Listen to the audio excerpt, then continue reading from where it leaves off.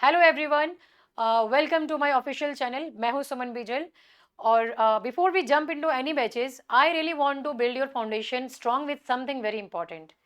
Welcome to the literary devices master class. ये आपके ultimate 7 part crash course है and it will be very helpful in conquering any exam that dares to ask English literature questions. भले ही वो D triple S B हो गया, RPSC हो गया, यूजीसी, नेट, टीजीटी, पीजीटी, कोई भी एग्जाम हो। ये जो सीरीज है आपकी 7 पार्ट वाली, यहाँ पे हम सेवन सेवन वीडियोस आपके लॉन्च करेंगे 15 to 20 मिनट्स के। और वहाँ पे सारी आपकी टेक्निक्स, डिवाइसेस, मीटर्स, राइम्स वगैरह जो भी चीज़ है आपका, इनको लेके, स्ट्रक्चर को लेके और आपके टर्म्स और डिवाइसेस को लेके, हम वहाँ पे आपके सेपरेट सेपरेट सेशंस में इसको डिस्कस करने वाले हैं। ठीक है, तो ये सीरीज बनाएगी आपको एकदम unbeatable. So let's start building your literature right from the basics.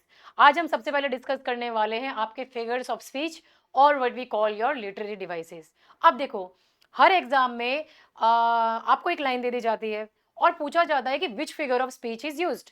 और स्टूडेंट्स कंफ्यूज हो जाते हैं कि सिमिली है कि मेटाफोर है, कैसे, क्या अलग होता है, क्या होता है। तो आज हम यहाँ पे सारी कंफ्यूजन को हटा देंगे, one by one 12 most important figures of speech को समझेंगे विद एग्जाम्पल्स। ठीक है, पहला देखो आप यहाँ पे सिमिली आता है आपका। क्या है definition? A simile is a direct comparison between two unlike things, usually like और एज। मतलब डायरेक्ट कंपेयर कर रहा है यहाँ पे आपके लाइक और एज को साथ में यूज करके। ठीक है, एग्जाम्पल देखो यहाँ पे, my love is like a red red rose. ये आपका एक रॉबर्ट बर्न्स की पोएम से लिया गया है। तो यहाँ पे आपको क्या क्लू मिल रहा है आपके यहाँ पे फिगर ऑफ स्पीच में? सिमिली का क्लू है आपका लाइक। ये जो वर्ड है लाइक, ये आपका यहाँ पे क्लू हो गया है। इसका मतलब है कि यहाँ पे आपका डायरेक्ट कंपैरिजन हो रहा है। This is a line from the poem a red red rose. ये पोएम का नाम है यहाँ पे अ रेड रेड रोज। और ये पोएम आपकी यहाँ पे रॉबर्ट बर्न्स ने ली गई है, उन्होंने लिखी थी इसको। ठीक है, वहां से ली गई है ये line. So he compares his love to a freshly bloomed red rose. तो रेड रोज क्या हो गया अब यहाँ पे? Classic symbol of romance, passion, beauty और डेलिकेसी होता है। तो यहाँ पे इन्होंने लाइक यूज करके इन्होंने क्या किया है? He use like to make emotion visible और टेंजिबल। तो ये रिपीटेशन ऑफ रेड है, ये इंटेंसिफाई कर रहा है आपके पैशन को और इमोशन को। ठीक है, तो आपको ये चीज यहाँ पे ध्यान में रखनी है। By using this simile, Burns isn't just saying he loves someone, he is showing it with an image that's romantic, visual and universally understood. ठीक है, तो ये आपका एक एब्स्ट्रैक्ट आइडिया को यहाँ पे डिस्प्ले कर रहा है। दूसरा आप लाइन देखो यहाँ पे, हर words fell on him like a snowflakes. अब ये जो लाइन है ये कहाँ से लिया गया है? ये आपकी नोवेल से लिया गया है, in far from the madding crowd, and it was written by Thomas Hardy. Thomas Hardy की पोएम से लिया गया है। ठीक है, अब यहाँ पे क्या है आपका एग्जाम्पल देखो, हर words fell on him like snowflakes. तो लाइक आ गया तो फिर से सिमिली हो गया यहाँ पे। अब यहाँ पे कंपेयर कर रहा है, Thomas Hardy compare is comparing a women's word to snowflakes falling. तो स्नोफ्लेक्स कैसे होती हैं? सॉफ्ट होती है, कोल्ड होती है, क्वाइट होती है, and they don't leave a strong impact. है ना, उनसे किसी चीज को कोई स्ट्रॉन्ग इम्पैक्ट नहीं हो रहा है आपके स्नोफ्लेक से। तो जब हार्डी ने बोला हर words fell on him like snowflakes, इनका मतलब है यहाँ पे कि that the words were gentle, yes, but also emotionally distant. मतलब इनडिफरेंट हो गया, कुछ फर्क नहीं पड़ा जिसके ऊपर भी गिरी है उसको यहाँ पे। ठीक है, सो सिमिली यहाँ पे ब्यूटीफुली क्रिएट्स कर रही है एक इमेज ऑफ इमोशनल नंबनेस को। ऑलराइट, इस तरीके से हम हमारे पोएटिक डिवाइस और स्ट्रक्चर्स को यूज करते हैं। नेक्स्ट देखो, he is as fast as a cheetah on the field. अब यहाँ पे कौन सा फिगर ऑफ स्पीच यूज कर दिया? देखो, एज फास्ट एज। अब ये क्या हो गया है? ये आपका जो आपका यूज किया गया है, ये आपका एक क्लासिक एग्जांपल है सिमिली का, जहाँ पे एज के साथ में आप इसको रिप्रेजेंट कर रहे हो। तो ये जो एज वाला होता है ये आपका मॉडर्न डे सिमिली हो गया है। और जैसे चीता, अब आप यहाँ पे बोलो ये कितना तेज दौड़ रहा है, ये चीता की तरह दौड़ रहा है यहाँ पे। So by comparing a person speed to a cheetah, हम अपने आप ही इमेजिन कर रहे हैं कि वो कैसा है, बहुत फास्ट है, एक्सप्लोसिव है, अनस्टॉपेबल है। तो ये हमें क्या रिप्रेजेंट कर रही है? एक पिक्चर, हमारी विविड इमेज को क्रिएट कर रही है, जो हमें हेल्प करते हैं इन चीजों को लेके। तो एग्जाम में कैसे स्पॉट करोगे? लाइक आ गया या फिर एज आ गया तो वो सिमिली हो गई है। ओके, अब नेक्स्ट देखो यहाँ पे, identify the figure of speech, her cheeks were like roses. तो लाइक क्या है यहाँ पे? ये एग्जाम्पल है आपका सिमिली का। ठीक है, क्योंकि डायरेक्ट कंपेरिजन हो रहा है चीक्स को रोजेस के साथ में। नेक्स्ट देखो, which line is a simile? Time is a thief, he roads like a lion, life is a journey, the leaves danced. ये तो पर्सोनिफिकेशन हो गया आपका द लीव्स डांस, क्योंकि लीव्स डांस कर रही है उसने, एक आपके इन ह्यूमन ऑब्जेक्ट को यहाँ पे इन्होंने वो कर दिया, ह्यूमन क्वालिटीज दे दी। दूसरा देखो life is a journey, life को क्या बता दिया, जर्नी बता दिया, तो इट इज अ मेटाफर। यहाँ पे भी देखो time is a thief, again time चोर कैसे होगा, again it is a metaphor. But यहाँ देखो बी में ही रोड्स लाइक अ लॉयन, तो लाइक क्या हो गया आपका यहाँ पे, सिमिली हो गया है। Alright, got it. नेक्स्ट आ जाओ, metaphor. A metaphor is an implied comparison where one thing is another without using like or as. अब यहाँ पे आप मेटाफर में क्या चीज को रिप्रेजेंट कर रहे हो, यहाँ पे आप लाइक जैसी चीजों को यूज नहीं कर रहे हो, बल्कि आप डायरेक्टली उसमें नाम ही बोल दे रहे हो उनका। ठीक है, देखो example, all the world's a stage, ये आपका शेक्सपियर के प्ले से लिया गया है यहाँ पे, है कि नहीं है, याद आया आपका, कौन सा प्ले है ये लिया गया है आपका यहाँ पे line as you like it से। ठीक है, एज यू लाइक इट से आपका यहाँ पे लिया गया है। और all the words are stage, यहाँ पे कहना क्या चाह रहे हैं, शेक्सपियर इज नॉट सेइंग कि there is a literal stage everywhere, he means कि लाइफ इज अ परफॉर्मेंस। मतलब हम वी एंटर, हमारा बर्थ होता है, वी प्ले रोल्स, हम as a child, lover, soldier etcetera हमारे रोल्स होते हैं, एंड एग्जिट, मतलब डेथ हमारी इवेंचुअली होती है, जो हमारा एग्जिट होती है। So this metaphor shows that life is temporary, scripted, and we all have a part to play. तो ये हो गया आपका यहाँ पे मेटाफर, अंडरस्टूड। और नेक्स्ट में देखो, animal farm is a metaphor for the Russian revolution यहाँ पे। ठीक है, तो रशियन रेवोल्यूशन के ऊपर आपका एनिमल फार्म बना हुआ है। एनिमल फार्म किसने लिखी थी आपकी, जॉर्ज ऑरवेल ने लिखी थी आपके यहाँ पे। सो नोवेल्स के जो एनिमल्स प्रेजेंट होते हैं, रियल पॉलिटिकल फिगर्स, वहां पे नेपोलियन किसको रिप्रेजेंट कर रहा है, स्टॉलिन को, स्नोबॉल किसको कर रहा है, ट्रॉट्स्की को। तो the farm itself becomes a metaphor for operation and betrayal of social ideals. ठीक है, तो ये हो गया आपका यहाँ पे नोवेल का एग्जाम्पल। अब दूसरा एग्जाम्पल देखो, real life example, he is the black sheep of the family. Black sheep of the family क्या होता है, मतलब वो सही में क्या काला काला भेड़ है यहाँ पे, नहीं, ब्लैक शीप मतलब डिफरेंट, आउटकास्ट, इसको रिप्रेजेंट कर रहा है आपका ब्लैक शीप यहाँ पे, है ना, it is he is different और he is an outcast. So it is not about wool और sheep, it is about reputation and rejection. तो he is not like other members in the family, वो unwanted है और rebellious हो सकता है यहाँ पे। ठीक है, तो ये मेटाफर हो गया आपका सोशल एक्सक्लूजन का। तो इस तरीके से आप यहाँ पे एग्जांपल्स को अपना आइडेंटिफाई करोगे। नेक्स्ट देखो, which line contains a metaphor, कौन सी लाइन में आपका मेटाफर आ रहा है यहाँ पे, her smile is like, like आ गया तो ये क्या हो गया, ये तो सिमिली हो गया है यहाँ पे, है ना। हर स्माइल इज सनशाइन, अब क्या हो रहा है, डायरेक्ट कंपेरिजन, स्माइल क्या हो गया, सनशाइन हो गया, तो ये आपका मेटाफर हो जाएगा यहाँ पे। थर्ड देखो, her smile like the sun, again like हो गया, तो ये क्या हो गया आपका यहाँ पे, सिमिली हो गया है। और हर स्माइल ग्लोस, ये तो आपका डायरेक्ट एक सिंपल स्टेटमेंट है यहाँ पे। ऑलराइट, तो इस तरीके से अपने आंसर्स को आप देख लेना यहाँ पे। नेक्स्ट देखो, द क्लासरूम वॉज अ जू, हियर जू इज अ मेटाफर, क्लासरूम भाई असली में जू थोड़ी ना होएगा, तो मेटाफर है ये आपका, गॉट इट। नेक्स्ट आ जाओ, पर्सोनिफिकेशन। अब पर्सोनिफिकेशन क्या होता है यहाँ पे जो आपके नॉन ह्यूमन थिंग्स होती है यहाँ पे, उसको आप ह्यूमन क्वालिटीज को दे देते हो आप यहाँ पे। ठीक है, अब वो कैसे देते हो, तो देखो जब कोई ऑब्जेक्ट या नेचर की चीज हमें ह्यूमन जैसे बिहेव करती है, बोलती है, सोचती है या महसूस करती है, वो पर्सोनिफिकेशन कहलाती है। देखो, the moon doth with delight look round her when the heavens are bare, Wordsworth का लाइन है आपका, वर्ड्सवर्थ की पोएम से लिया गया है ये लाइन। और यहाँ पे क्या हो रहा है, Wordsworth imagines moon as a living women, the moon doth with a delight look around her when the her, तो यहाँ पे ये क्या यूज कर रहे हैं यहाँ पे, he is imagining moon as the living women who looks around the delight. ठीक है, तो लुक एंड डिलाइट क्या है, ये तो भाई ह्यूमन एक्शंस और फीलिंग्स हो गई ना। तो the moon is no longer just a celestial body, ये आपका इमोशनल जॉयफुल बीइंग हो गया है, जो आपके वार्मथ और ब्यूटी को यहाँ पे रिप्रेजेंट कर रहा है, लैंडस्केप को। ठीक है, तो नेचर फील्स अलाइव, जो कि वर्ड्सवर्थ का आपका सिंपल फिलोसॉफी था यहाँ पे। नेक्स्ट क्वेश्चन देखो, इन वुदरिंग हाइट्स नोवेल का एग्जांपल है, the wind is described as wailing with anger. अब विंड कैसे आपके एंगर के साथ में रो सकती है, वेल कर सकती है, कैन द विंड क्राई और feel angry, no. But here Emily Bronte ने विंड को यहाँ पे इमोशनल आउटबर्स्ट जैसी क्वालिटीज दी है, तो ये पर्सोनिफिकेशन हो गया है, जो आपकी सेटिंग को इंटेंसिफाई कर रहा है। ठीक है, तो मूड और एटमॉस्फेयर, माहौल बना रहा है एक तरह से, आप यूँ कह दो। थर्ड देखो, time waits for no one, अब टाइम क्या किसी के लिए वेट करता है, time doesn't walk, it doesn't wait, है ना, ये तो आपकी ह्यूमन क्वालिटीज है। But here it is personified as a stubborn human who keeps moving ahead. तो इस तरीके से आप अपने यहाँ पे लाइंस को आइडेंटिफाई करोगे पर्सोनिफिकेशन को लेके, गॉट इट। नेक्स्ट आ जाओ, which line uses personification, the tree stood tall, the tree whispered secrets, the tree was green, या the tree shook, कौन सा लाइन आपका यहाँ पे पर्सोनिफिकेशन की तरह यूज हो रहा है, वो देखो आप यहाँ पे, द ट्री विस्पर्ड सीक्रेट्स। क्या ट्री विस्पर कर सकते हैं, बोल सकते हैं? नहीं बोल सकते, तो ये आपका पर्सोनिफिकेशन है। द ट्री स्टूड टॉल, बिल्कुल खड़ा हो सकता है ट्री, एकदम लंबा का लंबा खड़ा हो सकता है। The tree was green, of course trees तो ग्रीन ही होते हैं ना यहाँ पे। और बाकी आपके ऑटम में जरूर उनके जब सीजन चेंज होते हैं तो उसके हिसाब से कलर चेंज हो सकते हैं। द ट्री शुक, शुक भी हो सकता है हवा के साथ में, बट ये वो विस्पर नहीं कर सकता सीक्रेट्स वगैरह को। तो ये आपका पर्सोनिफिकेशन क्वालिटी होगी, ह्यूमन क्वालिटी हो गई है। नेक्स्ट देखो, giving human emotions to the sea is an example of personification. Next आ जाओ, हाइपरबोल।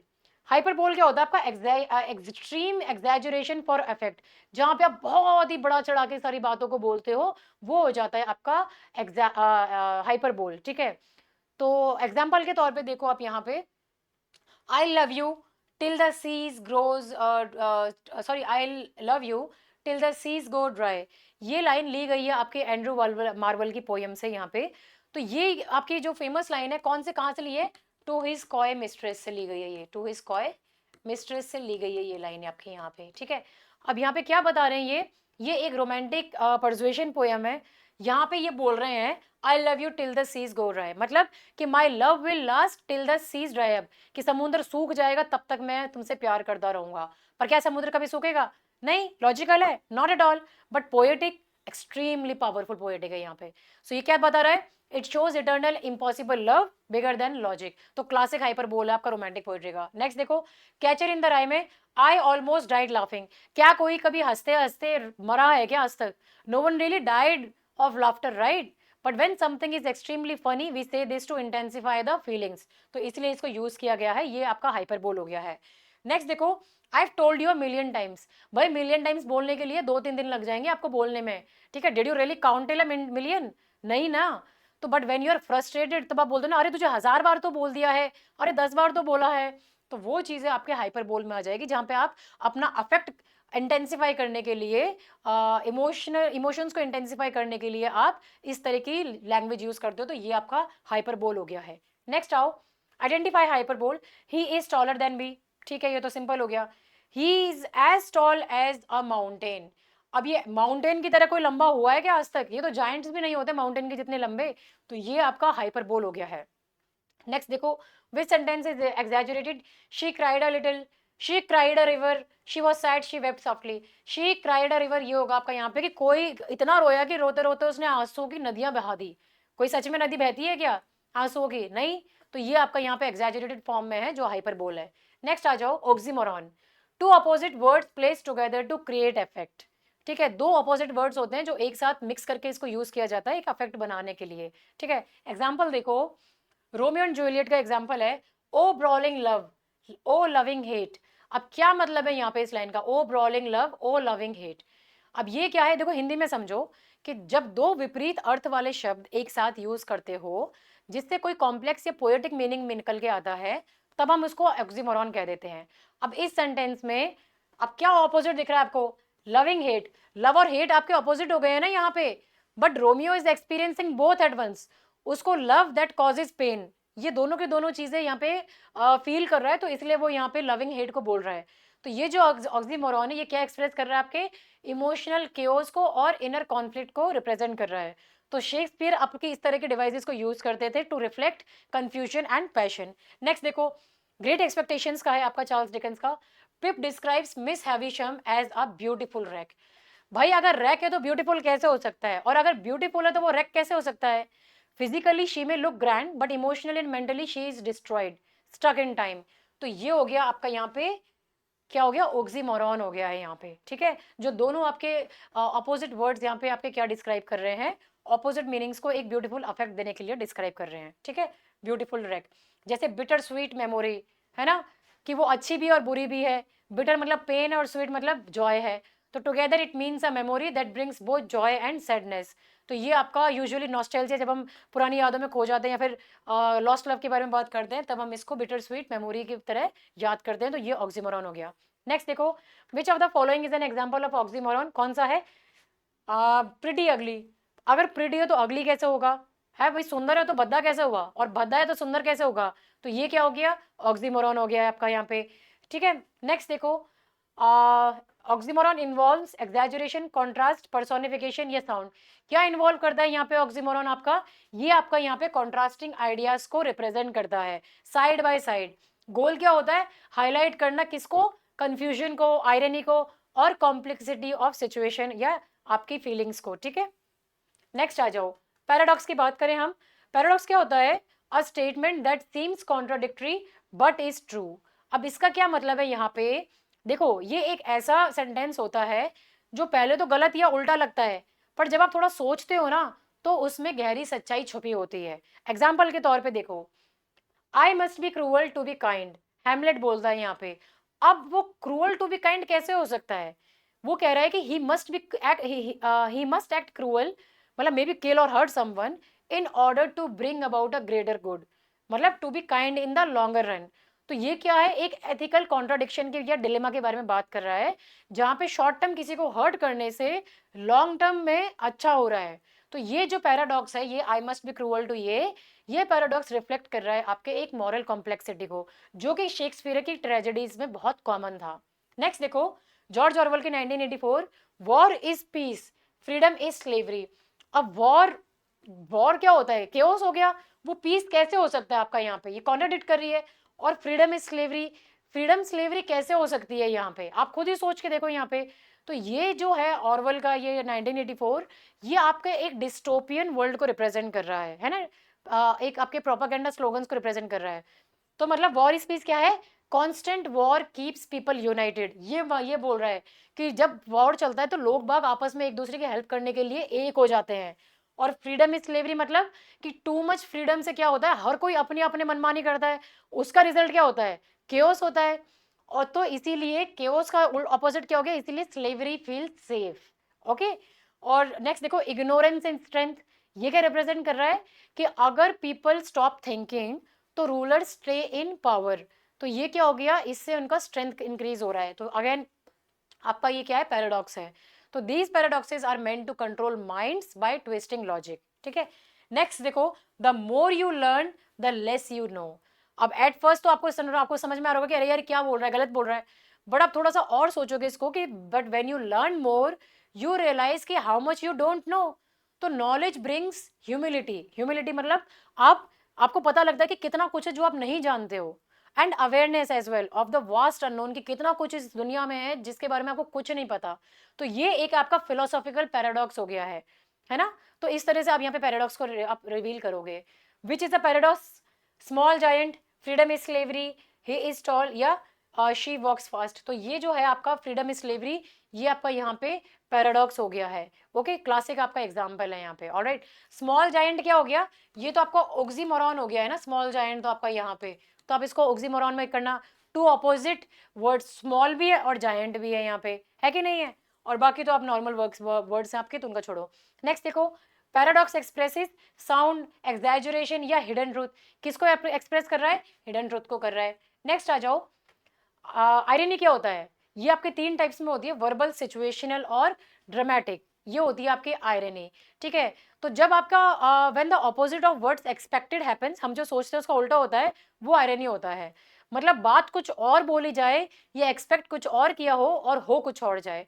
तो जहां उल्टा हो, ट्विस्ट हो या हिडन ट्रूथ हो, वो आपका आयरनी कहलाता है। एग्जाम्पल देखो, ऑजमैंडेज का है आपका example, statue says look on my works ye mighty and despair. अब यहाँ पे क्या है? जो किंग ऑजमैंडेज में होते हैं वो बोस्ट कर रहे हैं अपने स्टैचू के ऊपर, look on my works and despair.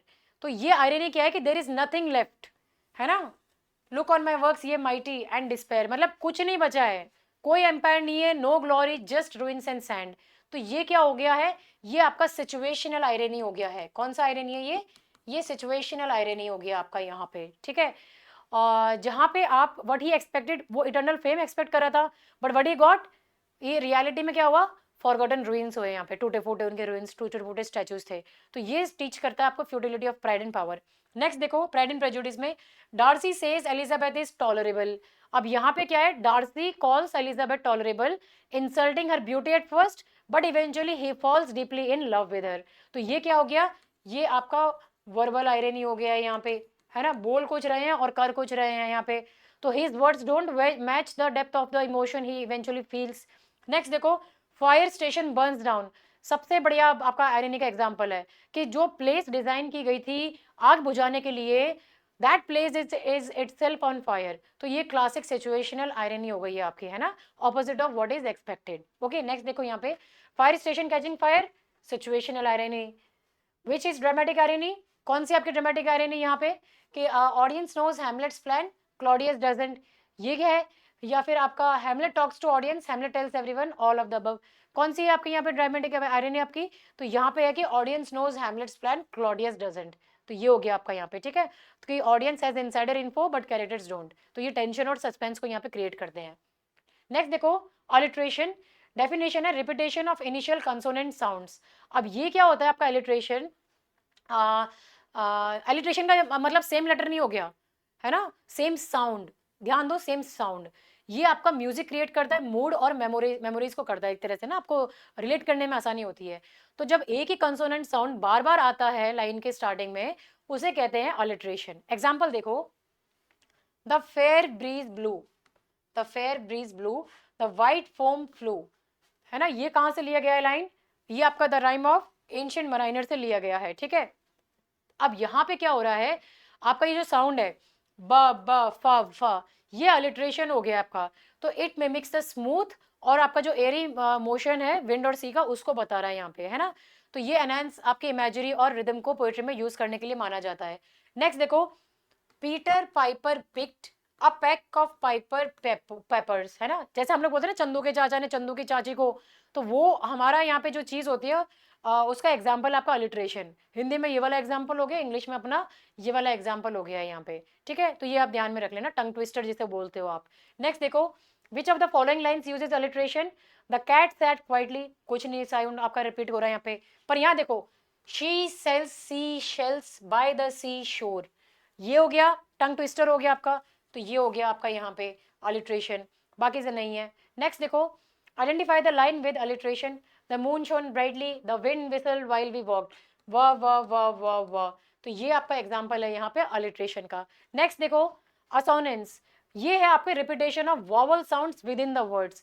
यहाँ पे अब आपको वॉवल साउंड्स पे ध्यान देना है, ठीक है, आपके नॉर्मल किसी भी साउंड पे नहीं, you have to focus on the vowel sounds. तो ये आपके मिडल ऑफ वर्ड्स में ध्यान में आते हैं, कहाँ आते हैं, ये मिडल में, आपके मिडल ऑफ वर्ड्स में आपको ये सुनने में आएंगे, ठीक है। तो ये नियर बाय वर्ड्स होते हैं आपके, स्पेशली इन द मिडल और एंड में, not necessarily in the beginning, beginning में नहीं होता, ऑलिट्रेशन में बिगिनिंग में आते हैं यहाँ पे आपके, ठीक है, ये मिडल या एंड में आ सकते हैं। एग्जाम्पल देखो, the rain in Spain stays mainly in the plain, rain Spain mainly plain. तो ये जो ए वाला है आपका, जो आ रहा है ना स्टेज, ये जो ए वाला साउंड आ गया है, ये वो साउंड है यहाँ पे जो आपका असोनेंस कहलाता है, ठीक है। It's a sound not spelling, so different spellings में still create the same sound. जैसे ये ए कर रहा है, पर स्टेज में भी ए ही आ रहा है ना साउंड सुनने में, तो ये भी आपका यहाँ पे ध्यान में रखना होता है आपको कि you have to focus on the sounds, not on the spellings. तो सेम साउंड बार बार सुनाई देता है वर्ड्स के बीच में बिना राइम के, तो तब आपको ये असोनेंस यूज करना होता है।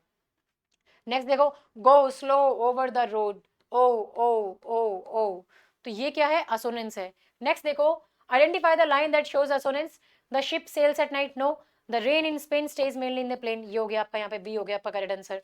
नेक्स्ट देखो, which vowel sound is repeated in the line, how now brown cow, कौन सा आपका यहाँ पे साउंड हो रहा है, यहाँ पे कौन सा वाला, ये कैट वाला, गो वाला, काउ वाला, या मैट वाला, हमारा साउंड हो रहा है यहाँ पे आओ वाला, क्योंकि नाउ बाओ ब्राउन काउ ये हो रहा है आओ एज इन काउ। तो ये आपका यहाँ पे रिपीट हो रहा है, तो ये ध्यान में रखना आप यहाँ पे, ओके, गॉट इट।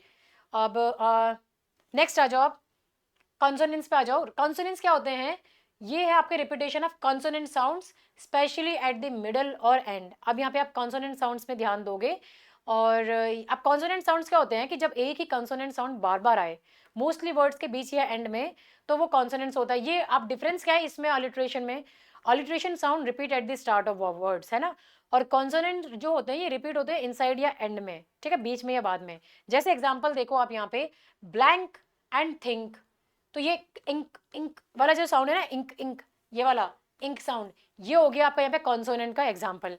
या फिर रिपीटेशन ऑफ पिटर पैटर, ये टाटा का साउंड है ना यहाँ पे, ये कॉन्सोनेंट हो गया आपका यहाँ पे, अंडरस्टूड। अब नेक्स्ट देखो आप यहाँ पे, which line shows consonance, Mike likes his new bike.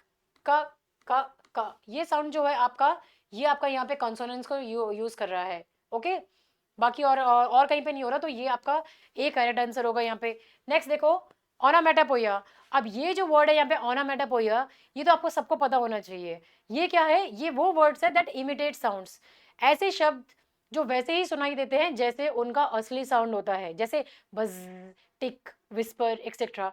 तो ये क्या है? It helps bring realism, imagery, और अपनी जो सेंसरी अपील होती है ना, उसको राइटिंग में लिखने में हेल्पफुल होते हैं। स्पेशली पोएट्री में हो गया, या कॉमिक्स में हो गया, फिर बच्चों वाली बुक्स में इसको स्पेशली यूज होता है। तो जैसे जो बज साउंड है, आप जानते हो बज तो ट्रक का साउंड नहीं होगा ना, बज किसका साउंड होता है? Buzz is the sound of B, है ना। और क्रैश का साउंड क्या होता है? कि भाई कोई दो चीजें टकरा रही है, वो क्रैश होता है। विस्पर का साउंड क्या होता है? पस, पस, पस, ये विस्पर का साउंड हो गया यहाँ पे। ट्रीज क्या कहते हैं, कार हॉर्न का साउंड तो विस्पर का नहीं होगा ना, इसका तो अलग है यहाँ पे। तो ये एक आपके विविड इमेजरी को रिप्रेजेंट करता है, ये साउंड्स को लिखते ही यहाँ पे। एग्जाम्पल देखो, बज, क्रैश, विस्पर, सिजल। ठीक है। अब पोयम देखो, द मोन of doves in immemorial elms. ये आपका टेनिसन का लिखा हुआ पोयम है यहाँ पे। अब मोन क्या हो गया? ये आपका एक सॉफ्ट और सॉरोफुल साउंड है ना यहाँ पे। तो टेनिसन यूज कर रहे हैं इस साउंड को अपना मूड एनहांस करने के लिए पोयम में, उस फीलिंग्स को, इमोशंस को। तो इवोक क्या कर रहे हैं? एक gentle sorrow of nature, nature के लिए प्रति उनका जो दर्द है, जो भी उनका इमोशंस है, उसको रिप्रेजेंट कर रहे हैं। So this is in rhyme, ये आपका एक साउंड मीनिंग हो गया है यहाँ पे। ठीक है। नेक्स्ट देखो, which of the following contains onomatopoeia? The clock ticked loudly in the room, the night was silent and dark, the candle gave a dim light, he walked slowly to the door. तो क्या होगा आपका? The clock ticked loudly in the room, यहाँ पे आपका correct example हो जाएगा। क्योंकि टिक्ड का क्या है? Ticked is a word that mimics the sound of a clock, ये क्लॉक के साउंड को मिमिक कर रहा है। ठीक है। नेक्स्ट आ जाओ, पन के ऊपर आ जाओ। पन का मतलब क्या होता है? Humorous play on words with double meanings. मतलब कि आपका जो एक वर्ड होता है, क्लेवर वर्ड प्ले जिसे बोलते हैं। जैसे जब एक शब्द का दो मतलब होता है और दोनों का यूज एक ही लाइन में हो, वह होता है आपका पन, है ना। तो ये आप समझो इसको। तो ये आपका ज्यादातर शेक्सपियर के प्ले में यूज होता था, है ना। और बाकी आप एडवर्टाइजिंग वगैरह में भी देखते हो। एग्जाम्पल देखो यहाँ पे, रोमियो एंड जूलियट का एग्जाम्पल है ये। Ask for me tomorrow and you shall find me a grave man. अब यहाँ पे क्या है? कौन सा वर्ड है आपका? Grave man. तो ये देखो, ग्रेव क्या हो गया? यहाँ पे ग्रेव का मतलब हो रहा है सीरियस। ग्रेव तो क्या होती है यूजुअली? ग्रेव का मतलब क्या होता है? कफन, कब्र। तो ये वो कब्र को यहाँ पे रिप्रेजेंट नहीं कर रहा है। Grave means serious, and grave also means the place where dead people are buried. तो यहाँ पे जो मर्कोशियो है, जो कैरेक्टर था, he is dying but cracks a dark joke. वो अपना एक बहुत ही डार्क ह्यूमर वाला एक बहुत ही डार्क जोक मारता है कि that tomorrow he'll be in the grave and also be in a grave serious person. दोनों को उसने एक ही लाइन में यहाँ पे वर्ड्स का मीनिंग निकाल दिया। तो ये डार्क ह्यूमर हो गया आपका यहाँ पे। ठीक है। नेक्स्ट देखो, आप यहाँ पे ग्रेव को क्या है? सीरियस की तरह भी लिखा गया है, और इन द ग्रेव आपका डेड को भी रिप्रेजेंट कर रहा है। Which line is an example of pun? I used to be a banker, but I lost interest. The flowers bloomed beautifully. She looked at the stars at night. The river was calm and wide. किस चीज के बारे में बात कर रहे हैं हम यहाँ पे? कौन सा करेक्ट आंसर होगा आपका यहाँ पे? तो अब एग्जाम्पल देखो यहाँ पे, I use to be a banker but lost interest. तो ये जो इंटरेस्ट है यहाँ पे, ये क्या? ये आपका अटेंशन की बात कर रहा है यहाँ पे। ठीक है। ये इंटरेस्ट आपके अटेंशन की बात कर रहा है, और साथ में कौन सा interest? Money earn on savings. तो फनी डबल मीनिंग है यहाँ पे, जो आपका परफेक्ट पन का एग्जाम्पल है। नेक्स्ट देखो, time flies like an arrow, fruit flies like a banana. ठीक है। अब यहाँ पे क्या हो रहा है? Time passes, time flies. तो ये क्या है? Time passes quickly. और फ्रूट फ्लाइज क्या है यहाँ पे? फ्लाइज, ये इंसेक्ट्स दैट लाइक बनानास। तो flies is used once as a verb, then as a noun. तो ये भी आपका क्लेवर ट्विस्ट है यहाँ पे, जो आप लॉजिक पन के तरह यूज करते हो अब यहाँ पे। ठीक है। तो ये थे आपके यहाँ पे सारे आपके लिटरेरी डिवाइसेस, और इनको पढ़ने के बाद में आपको अपने सारे टर्म्स वगैरह को आप क्लियर करो, इनको यूज करो जब भी आप कोई पोएम पढ़ते हो, कोई नोवेल पढ़ते हो, या फिर अपने रेगुलर अपने कोई भी अपने सेंटेंसेस में इनको यूज कर रहे होते हो, तो थोड़ा सा इन्हें ट्राई करो फिगर आउट करने का। अगर ऐसे करोगे तो अपने एमसीक्यूज को जब प्रिपेयर करोगे, एग्जाम के लिए क्वेश्चन सॉल्व करोगे, तो बहुत ईजिली इनको आइडेंटिफाई कर पाओगे। So thank you so much, और कल मेरे वीडियो के लिए वेट कीजिए। कल हम आपका डिस्कस करेंगे स्ट्रक्चरल डिवाइसेस को। And stay tuned for my more videos. Thank you, have a nice day.